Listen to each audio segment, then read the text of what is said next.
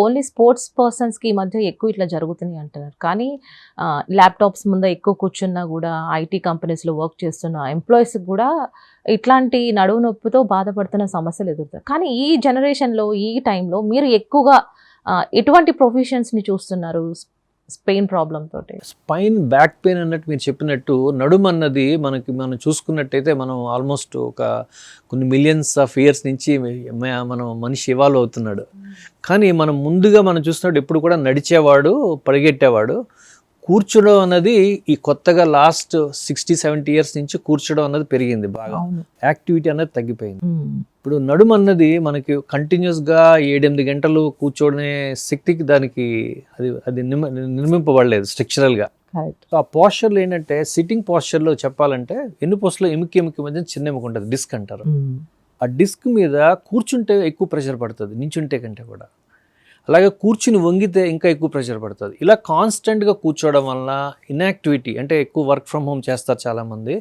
వాళ్ళు work from home చేసే వాళ్ళు ఫిజికల్ యాక్టివిటీ లేకపోవడం వల్ల మజిల్స్ అన్నీ కూడా మెత్తబడిపోతాయి, సన్నగా వేస్టింగ్ వచ్చేస్తుంది. మజిల్ ఇన్యాక్టివిటీ వల్ల రాంగ్ పోస్చర్, అంటే నేను కూర్చున్నాను చూడండి, ఇలా కూర్చున్నట్టు ఇలా కూర్చోవాలి.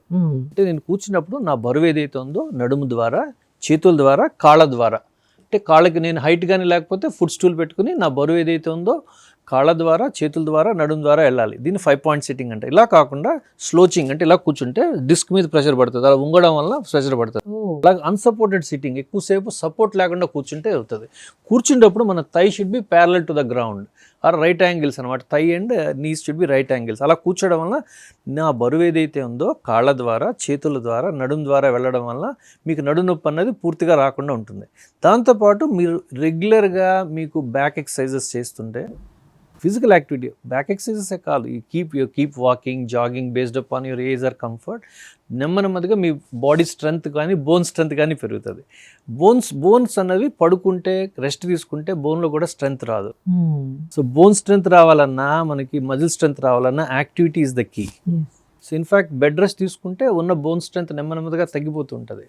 సో ఇది ఒక 50 ఏళ్ల వరకు ప్రాబ్లం ఉండదు, ఎందుకంటే body is made to last for long time.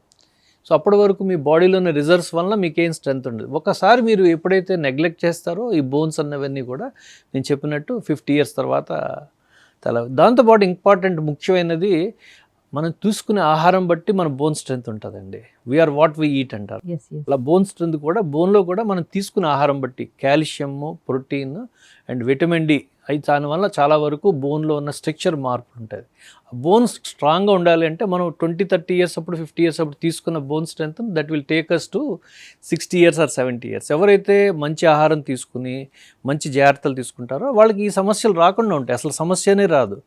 Osteoporosis అనేది ఇప్పుడు మనం చూసుకున్నట్టయితే 60 ఏళ్ల వయసు ఉన్న వాళ్ళలో ప్రతి ఇద్దరిలో ఒకరికి ఉంటుంది ఇండియాలో. ప్రతి ఇద్దరిలో ఒకటి ఉంటుంది, అంటే అంత కామన్ సమస్య అది.